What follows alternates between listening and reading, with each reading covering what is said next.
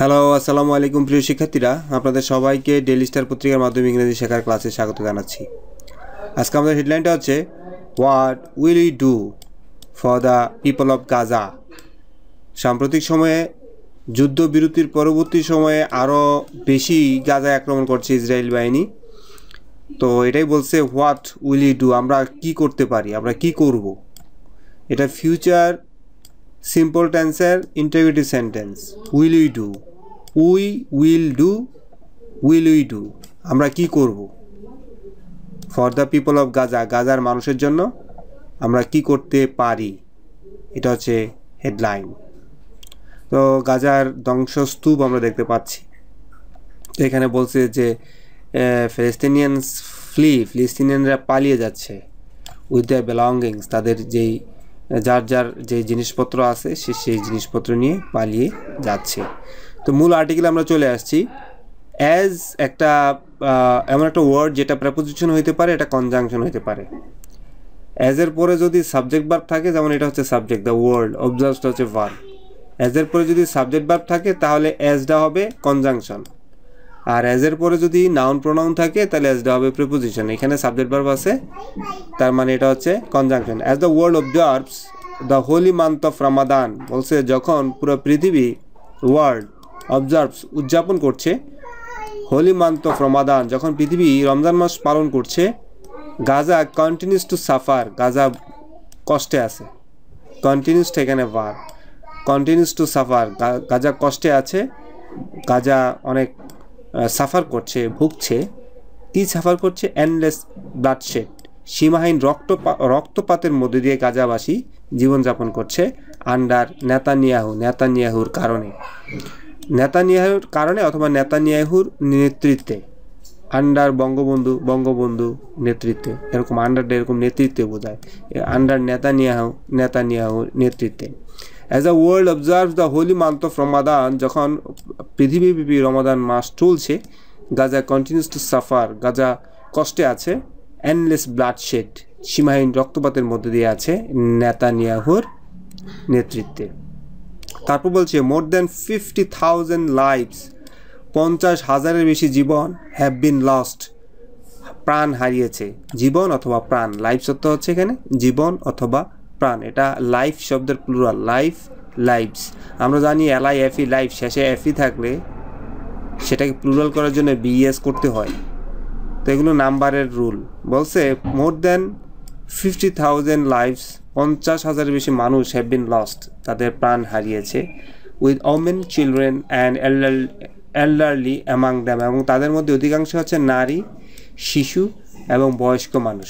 Elderly মানে বয়স্ক মানুষ, অ্যামাং দ্যাম তাদের মধ্যে, অ্যামাংটা এখানে preposition. While over 1 lakh have been wounded, এবং 1 লাখ মানুষ, ওভার বলার কারণে এটা আমরা বলতে পারি 1 লাখের বেশি মানুষ। হোয়াইল ওভার 1 লাখ, 1 লাখের বেশি মানুষ, ও 1 লাখ পিপল এখানে কিন্তু আছে। 1 লাখের বেশি মানুষ হ্যাভ বিন ওউন্ডেড, 1 লাখের বেশি মানুষ আহত হয়েছে। হ্যাভ বিন লস্ট, প্রাণ হারাইছে, প্রেজেন্ট পারফেক্ট টেন্সের passive voice.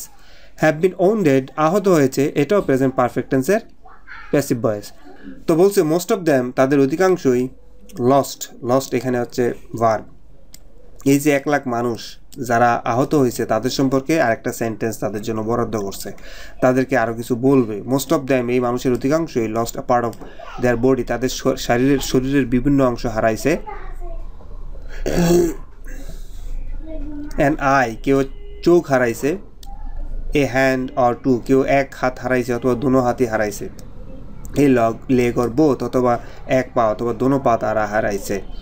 Suffering permanent disabilities, এবং তারা সাফার অর্থ হচ্ছে ভোগা, সাফারিং পার্মানেন্ট স্থায়ী, ডিসেবিলিটিস পঙ্গুত্ব বরণ করছে। এই মানুষগুলো, 1 লাখ মানুষগুলো অধিকাংশই যারা আহত হয়েছে তাদের অধিকাংশ মানুষের শরীরের বিভিন্ন অঙ্গহানি হয়েছে এবং তাদের অধিকাংশই স্থায়ী পঙ্গুত্ব বরণ করেছে। দ্যাট উইল অ্যাফেক্ট, যে পঙ্গুত্ব, উইল অ্যাফেক্ট প্রভাবিত করবে, them for the rest of their life, সারা জীবন এই পঙ্গুত্ব তারা বহন করবে। হোমস, তাদের বাড়িগুলো, হ্যাভ বিন ফ্ল্যাটেন্ড, এটাও প্রেজেন্ট পারফেক্ট টেন্সের প্যাসিভ ভয়েস। যদি অ্যাক্টিভ হইতো, প্রেজেন্ট পারফেক্ট টেন্স হইতো শুধু, তাহলে থাকতো have flattened.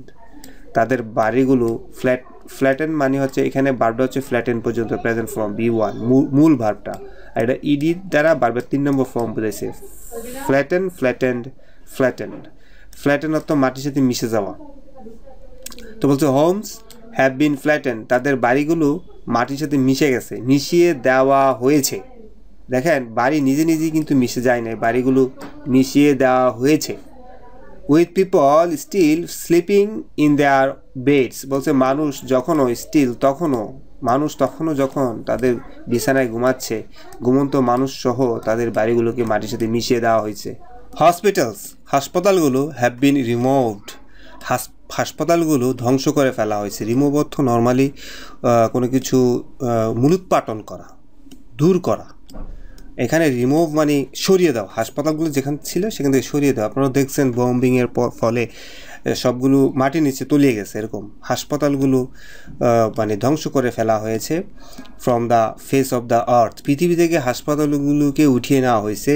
Along with the patients, রুগীসহ, অর্থাৎ রুগীসহ বম্বিংয়ে হাসপাতালগুলো উড়িয়ে দেওয়া হয়েছে, এরকম বোঝাচ্ছে। অ্যান্ড মস্ক, এবং মসজিদগুলো হ্যাভ বিন লেবেলড। এখানে লেবেল শব্দের অর্থ এবং ফ্ল্যাটেন শব্দের অর্থ একই। লেবেল মানে মাটির সাথে মিশিয়ে দেওয়া হয়েছে, হ্যাঁ। অ্যান্ড মস্ক হ্যাভ বিন লেবেল, মসজিদগুলো সমান করে ফেলা হয়েছে। উইথ ওয়ার্শিপার্স স্টিল প্রেয়িং ইনসাইড, এবং মসজিদে প্রার্থনারত, ওয়ার্শিপার্স মানে যারা মুসল্লি, ওয়ার্শিপ শব্দটা হচ্ছে নামাজ পড়া, এখানে পূজা করা, যে যে ধর্ম পালন করা। অর্থাৎ এখানে যেহেতু মুসলমানদের কথা বলছে পার্থনারত মুসলমানরা যখন মসজিদের ভিতরে ছিল তাদের সহই তাদের মসজিদগুলো ঘুরিয়ে দেওয়া হয়েছে। Even animals have not been spared, spare অর্থ ছেড়ে দেওয়া। বলছে এই animals have not been spared, পশু পাখিগুলোকে ছেড়ে দেওয়া হয় নাই। ইভেন দিয়া বলছে এমনকি পশু পাখিগুলিরও নেতানিয়াহু বাহিনী ছেড়ে দেয় নাই। বাই দ্য মোস্ট অ্যাগ্রেসিভ, এবং ছেড়ে কে দেয় নাই সেটা বাই দিয়ে বলছে। এই ভয়ঙ্কর দুর্দর্শ মানে হৃদয়হীন অ্যাগ্রেসিভ এই মিলিটারি ফোর্স এই কাজ করছে এই মডার্ন হিস্টোরি, আধুনিক ইতিহাসে। দ্য পিপল অফ গাজার মানুষ হ্যাভ বিন রবড, গাজার মানুষের স্বাধীনতা হরণ করছে। রব অর্থ হচ্ছে কারো অধিকার, কারো রাইটস, এগুলো মানে হরণ করে নেওয়া, কারো সম্পদ হরণ করে নেওয়া। রব অর্থ ডাকাতি করে নেওয়া আপনার কাছ থেকে। The people of Gaza have been robbed of daily essentials, অর্থাৎ দৈনন্দিন যে প্রয়োজনীয় জিনিস আছে যেমন খাবার, ওয়াটার, মেডিসিন, ইলেকট্রিসিটি, এই জিনিসগুলো থেকে মানুষকে বঞ্চিত করে রাখা হচ্ছে। রব সামওয়ান অফ সামথিং, হ্যাঁ, এখানে রব শব্দের অর্থটা এইভাবে ব্যবহার করা হয়। রব শব্দের অর্থটা যদি আপনারা দেখেন, রব অর্থ হচ্ছে স্টিল ফ্রম, কারো কাছ থেকে কোনো কিছু চুরি করা। টেক প্রপার্টি আনলফুলি, অবৈধভাবে কারো সম্পদ নিয়ে নেওয়া। From a person by force, শক্তি দিয়ে নিয়ে নেওয়া, চিট করা, প্রতারণা করা। এটা আসলে রব সামওয়ান অফ সামথিং হিসেবে ব্যবহার করা হয়। যেমন আমি যদি বলি আমার বন্ধু আমার সব কিছু কেড়ে নিয়েছিল, my friend robbed me of my all properties. অথবা বন্যা আমার সব কিছু নিয়ে গেছে, flood robbed me of my assets of my properties. রব অর্থ কেড়ে নেওয়া। তো বলতেছে এই গাজা মানুষের have been robbed of daily essentials, তাদের দৈনন্দিন জিনিসপত্র যেমন খাবার, মেডিসিন এবং বিদ্যুৎ, এগুলো মানুষকে দেওয়া হচ্ছে না। They have been systematically denied, একটা সিস্টেমের মাধ্যমে তাদের থেকে এগুলো দূরে সরিয়ে নেওয়া হচ্ছে, ডেপ্রাইড অথবা তাদেরকে এগুলো থেকে বঞ্চিত রাখা হচ্ছে। রবিং দ্যাম অফ দ্য ডিগনিটি, তাদের সম্মানকে তাদের সম্মান কমিয়ে ফেলা হচ্ছে। ডিগনিটি মানে হচ্ছে সম্মান, মর্যাদা, মানবিক মর্যাদা, এখানে সেটা কেড়ে নেওয়া হচ্ছে। রবিং দ্যাম অফ দ্যার ডিগনিটি, দেখেন রব সামওয়ান অফ সামথিং, ডিগনিটি, কারো ডিগনিটি নিয়ে যাওয়া। আমি এই স্ট্রাকচারটা মনে রাখবেন, রব দিয়ে অনেক সেন্টেন্স বানাতে পারবেন। এবং আপনারা যারা ক্লাস দেখছেন তারা রব নিয়ে একটা সেন্টেন্স তৈরি করে কমেন্টে জানান।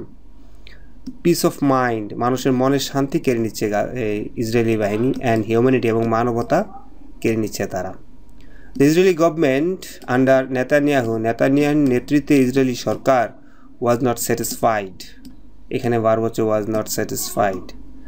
এই স্যাটিসফাইড ভার্বটা মানে প্যাসিভে ব্যবহার করা হয়। I am not satisfied, he was not satisfied, Netanyahu was not satisfied, I won't be satisfied, human beings are never satisfied. তো বলছে Israeli government under Netanyahu was also not satisfied with the catastrophic devastation. বলছে এই Netanyahu নেতৃত্বে Israeli Sarkar was not satisfied, তারা সন্তুষ্ট ছিল না, তাকে মন ভরে নাই উইথ দ্য ক্যাটাস্ট্রফিক ডিভাস্টেশন, তারা যেই ধ্বংসযজ্ঞ গত 1 বছর করছে। 2023 সালের সম্ভবত অক্টোবর বা সেপ্টেম্বর অক্টোবর ওই সময় আসলে যুদ্ধটা লাগছে। এই যুদ্ধের যে ক্যাটাস্ট্রফিকত ধ্বংসাত্মক ভয়ঙ্কর যে ধ্বংস তারা করছে, ইনফ্লিক্টেড কোনো ধ্বংস, কোনো অত্যাচার কারো উপরে চাপিয়ে দেওয়া, কারো উপরে যে অত্যাচার বয়ে নিয়ে যাওয়া, এটা হচ্ছে ইনফ্লিক্ট ওভার 15 মান্থস। বলছে গত 15 মাস ধরে যে অত্যাচার করা হয়েছে, সে অত্যাচার ইসরায়েলি সরকার এখনও সন্তুষ্ট না, মানে তাকে মন ভরে নাই। কন্ট্রারি টু দ্যাট, বরং তারা কি করছে, Israel and some other claim, contrary Israel এবং অন্যান্য, সাম আদার বলতে আমেরিকা বলতেছে, তারা দাবি করছে, ইউরোপের কিছু রাষ্ট্রও বলতেছে, ইসরায়েলের পক্ষে কিন্তু অনেক দেশ আছে, তারা দাবি করতেছে দ্য রিসেন্ট 57 ডে, অর্থাৎ এই যে 57 দিন পজ এই যুদ্ধবিরতি হয়েছে, ওয়াজ নট এ হিউম্যানিটেরিয়ান রেসপাইট। বলছে এটা একটা মানবিক যুদ্ধবিরতি ছিল না। রেসপাইট মানে স্টপ, রেসপাইট মানে পজ, রেসপাইট অর্থ হচ্ছে কোনো কিছু থেকে বিরতি। এখানে হিউম্যানিটেরিয়ান রেসপাইট মানে মানবিক বিরতি, যুদ্ধবিরতি যেটাকে বলে। রেসপাইট অর্থ আমরা কি জানি, রেস্ট, ব্রেক, ব্রেদিং স্পেস। যুদ্ধের সময় এটা a short period of rest, সামান্য মানে রেস্ট। তো রেসপাইট শব্দটা আপনারা দেখলেন, বলতেছে তারা কত খারাপ হইলে বলতেছে 15 মাস পরে যুদ্ধবিরতিটারে তারা বলতেছে এটা, তারা দাবি করতেছে এই 57 দিনের pause was not a humanitarian respite. বলছে এটা মানবিক দৃষ্টিকোণ থেকে আমরা করি নাই। তার মানে এই যে তারা মানবিক বিষয়টাই মাথায় নাই, রেদার ইট ওয়াজ স্ট্র্যাটেজিক রেপ্রাইভ। বলছে এটা আমাদের একটা কৌশলের অংশ ছিল।